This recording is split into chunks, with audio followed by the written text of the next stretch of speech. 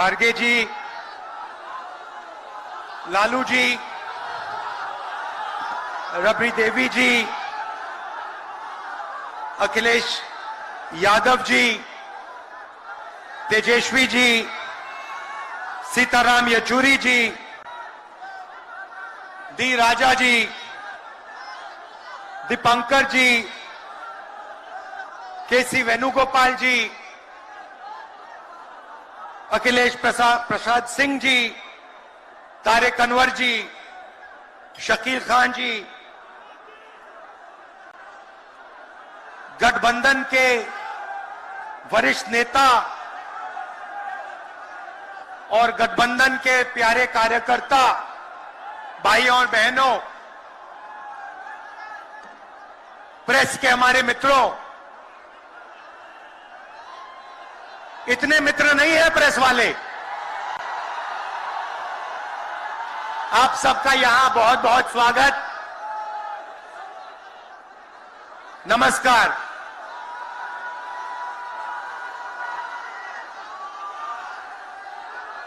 देश में जब भी बदलाव आता है वो बिहार में तूफान शुरू होता है। यहां से तूफान बाकी प्रदेशों में जाता है। ये बिहार जो है देश की राजनीति का नर्व सेंटर है, यहां से ही शुरुआत होती है। आज देश में विचारधारा की लड़ाई है। एक तरफ नफरत, हिंसा, अहंकार और दूसरी तरफ मोहब्बत, भाईचारा और एक दूसरे की इज्जत।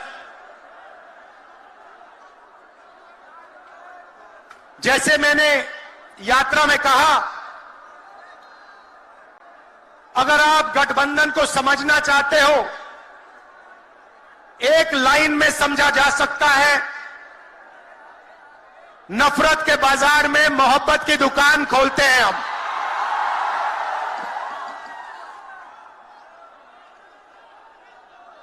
इस देश में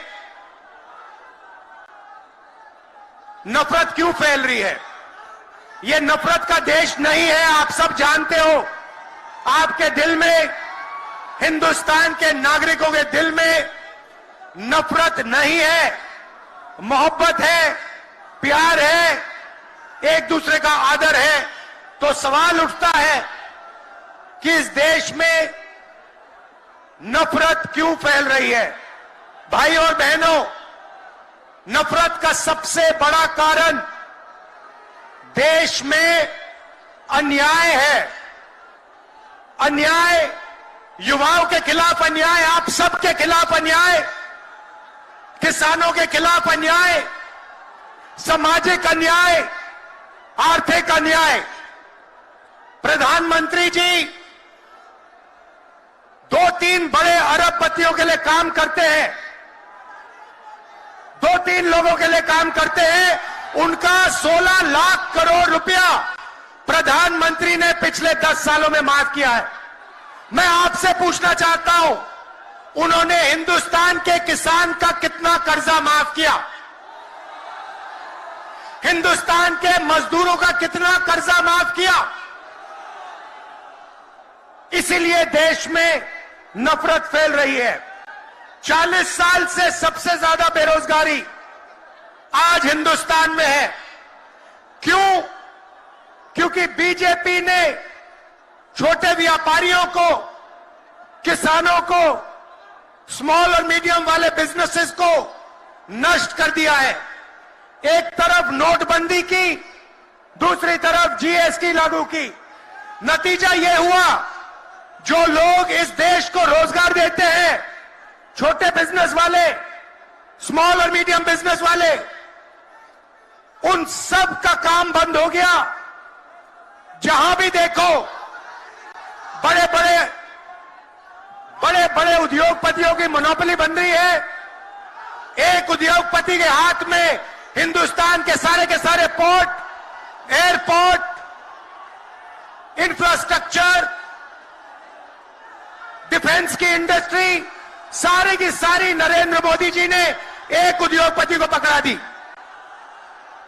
आप लोगों के लिए इस देश में कुछ नहीं बचा है। मैं आपसे सवाल पूछना चाहता हूं, इस देश में पिछड़ी जात के कितने लोग हैं? कितनी आबादी है पिछड़ी जात की? 50%। 50%। दलितों की कितनी आबादी है? 15%। आदिवासियों की कितनी आबादी है? 8%। कितनी बनती है भाई? कितनी होती है? 73% अब देखिए, 73% में से हिंदुस्तान की सबसे बड़ी कंपनियों में उनकी मालिकों की लिस्ट निकालिए, आपको एक व्यक्ति नहीं मिलेगा 73% वाला। उसके बाद मीडिया के मालिकों की लिस्ट निकालिए, बड़े बड़े इनके जो पत्रकार हैं उनकी लिस्ट निकालिए, आपको 73% में से एक नहीं मिलने वाला है। उसके बाद प्राइवेट अस्पतालों के मालिकों की लिस्ट निकालिए, स्कूल और कॉलेज जो चलाते हैं, private school, private college, private university, उनकी लिस्ट निकालिए, उधर आपको 73% का कोई नहीं मिलेगा। उसके बाद जो हिंदुस्तान को 90 ब्यूरोक्रेट चलाते हैं, आईएएस वाले, उनकी लिस्ट निकालिए, उधर आपको 3 पिछड़े वर्ग के लोग मिलेंगे, 3 दलित मिलेंगे और 1 आदिवासी मिलेगा। और अगर हिंदुस्तान की सरकार 100 रुपए खर्च करती है, बजट में अगर 100 रुपए खर्च होते हैं तो 73% की 6% की 6 रुपए की भागीदारी बनती है। तो ये जो 73% है, और उसमें अगर आप जोड़ना चाहते हो तो गरीब जनरल कास्ट के लोगों को भी जोड़ लो। इनके लिए इस देश में कोई रास्ता नहीं बचा है। पहले क्या होता था?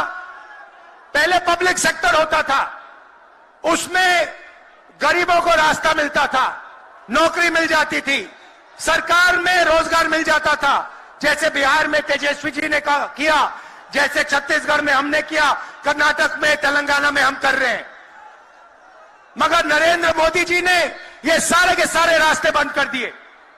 सेना में आप जाते थे, वहां अग्निवीर लागू कर दिया।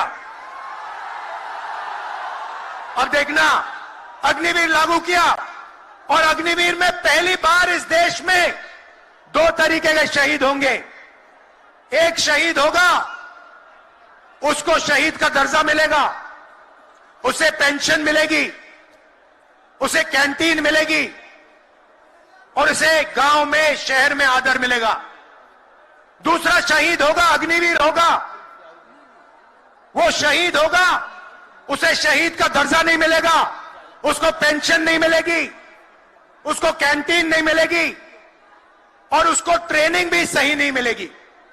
एक तरफ चाइना के सैनिक, पाकिस्तान के सैनिक सालों की ट्रेनिंग लेते हैं, और हमारे युवाओं को नरेंद्र मोदी 6 महीने की ट्रेनिंग देने के बाद उनके सामने खड़े करने की कोशिश कर रहा है।